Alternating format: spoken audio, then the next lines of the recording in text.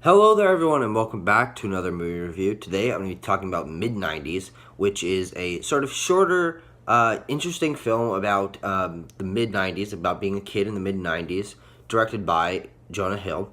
And I had heard a lot about this movie before I saw it. I didn't really understand what was going on. I had seen a trailer, and I thought that the concept was really interesting, kind of talking about an era that hasn't been seen as much in film in recent years. And I was excited to see it, especially because it was a shorter movie, and I do like getting some shorter movies out of the way. But I was surprised by how much I was engaged by this movie. I watched it on a weekend night, and I pulled it up on my phone, and I was watching it, and I stayed up. It was like 1:30 when I finished it because I just did not want to stop. It was engaging from the beginning to the end, and that's my endorsement of being really good. So I'm going to start off with a short story summary. Mid-90s follows the story of a kid named Stevie, whose brother is kind of a jerk to him, his older brother. His mom is overly caring, and he thinks that she's involved too much in his life, and he kind of doesn't really have any friends, but until he finds a skate shop with a group of 4 other guys in it, and he meets up with them, and he starts hanging out, and it goes through him developing a bond with these older kids and trying to come into himself and realize where he fits in and trying to impress these guys. And the whole story just focuses around him trying to see who he should become. He's got a lot of internal conflict. He's got a lot of problems with his friends and his family and how those lives clash. And it really is a very interesting story and a lot of unique scenes that I haven't really seen in. I don't really watch too many movies like this, but I haven't really seen things like that they tackled a lot of sort of more mature topics, especially for a movie that's set around a kid who's maybe 13. I'm not sure. The star of this movie is Sonny Suljic, who I had just seen the week before in The Killing of a Sacred Deer, and I really liked him in both of those, and I can't wait to see what he does next. I don't know what other movies he's in, but I'll check that out eventually. So I'm going to start off with the one negative that I have, and this is a negative that I heard by seeing other people's reviews and realizing, okay, maybe that could be a problem. Nearing the end, you realize that there are all the conflicts that happen between the characters. Each of them sort of has their own relationship with each other and their own problems that they have with each other. None of those problems are fully resolved. It kind of just ends in a sort of happy-go-lucky way, but none of the character arcs are closed off. But in my opinion, even though that is kind of an awkward way to end things, it wasn't too bad because it sort of fit the tone of these kids being friends with each other and having their conflicts resolved in an unspoken way. They realize that their issues aren't as big as they thought, and they sort of just drop it without continuing to or having a clear moment where they say sorry to each other. And that's it for negatives, and even that wasn't really a negative, but I can see how other people think that would be a problem.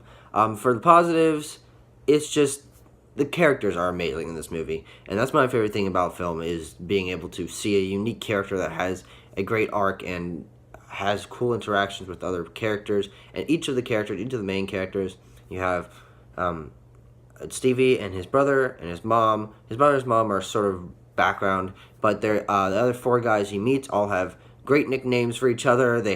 Each have a very distinct personality. Each of them influences Stevie, whose nickname is Sunburn. They each influence him in their own way. So having each of these characters be so unique and have their own personality, like very clear personalities, and how they react to each situation is just really fun and very engaging, especially because of the group dynamic that they work together so well, even though they're pretty wildly different when it comes to their personality types. This movie is also shot in a different aspect ratio. I'm not exactly sure which aspect ratio it is, but it's supposed to mimic sort of how things were filmed back in the 90s, sort of home video style, not like 90s films, but just what personal films were like in the 90s, which I did not grow up in the 90s. I was born in 2000, so I'm just basing this off of what I know from the 90s. And also, just, I really enjoyed the themes in this movie. It tackles Stevie's innocence, his morals, social construct, like coming of age. It's one of the best coming of age stories I've ever seen, especially because of how natural it feels. The dialogue is just amazing in this movie.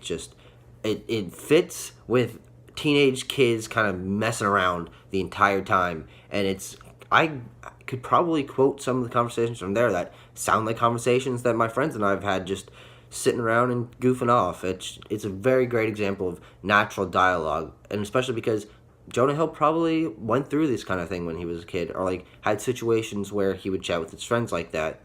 I don't know how accurate it is, or even if it's based off of anything that actually happened, but you can see that the people who worked on this movie and who wrote it knew what was going on and have had experience in that kind of thing, because it's not like 60-year-old men trying to write teenage boys. It's younger men who have had those experiences and can really write those in an honest way. I really like the ending. I know it's controversial, but in my opinion, it wraps it up in a very good way. It's quick, and it sort of gives context to everything else that has happened throughout the entire movie, and it's just a good feel-good moment, which I've not seen many movies recently that end in feel-good moments, especially from watching Yorgos Lanthimos movies, which do not end in good ways most of the time. And then my final point, I watched this back-to-back with Roma. Both of those movies try to tackle slice of life. They talk about a character's life, but they don't give them much background. They don't give them many arcs, but they both try to tackle, okay, these are events that happen to this character, and how do they react to it? And in my opinion, Mid90s just blows Roma out of the water. I watched the second half of Roma, and I was kind of unsure about how I was feeling about it. And I was like, oh, well, might as well cleanse my palate with something I think I'll enjoy a little more. And then I was enthralled by Mid90s the whole time. So, anyway, that is my seal of approval. I very much enjoyed Mid90s. I give it a 4.5 out of 5 stars. I thought it was an amazing movie, and I definitely recommend it to anyone who just wants a good coming-of-age story, or a pretty funny comedy, or just something about a kid, trying to discover who he is. So, thank you so much for watching this review. I will see you guys in another video.